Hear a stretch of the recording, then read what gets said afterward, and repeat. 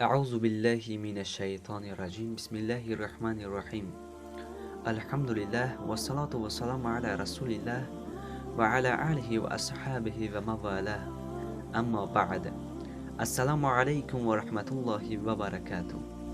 شكرا يا ربي شكرا. ازدواج با دختر باید با چی گونه دختر با کدام مقصد ازدواج کردن ممکن است؟ پیغمبر خدا محمد صلی الله علیه و سلم می‌فرمایند مرد باید با دختر به خاطر زیبایی یا خودنمایی یا به خاطر مال و ثروت با دختر ازدواج نکند، چون که روز قیامت این سوال و جواب دارد. وقتی که تو با دختر به خاطر دینش ازدواج کردی، پس بهترین همسر برای خود انتخاب کردی.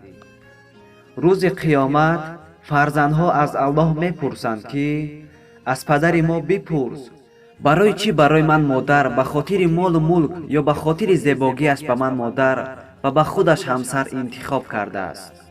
باز میگویند بپرس از پدر من که برای چی همسر به خودش و مادر برای من به خاطر دین یا به خاطر ترس از شما انتخاب کرده است. همه اینها از پدر پرسیده می شوند.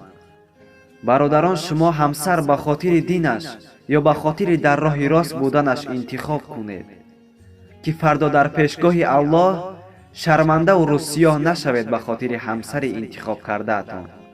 الله همه تان را نگه دارد. برادران اهل اسلام، السلام علیکم و رحمت الله و برکاته.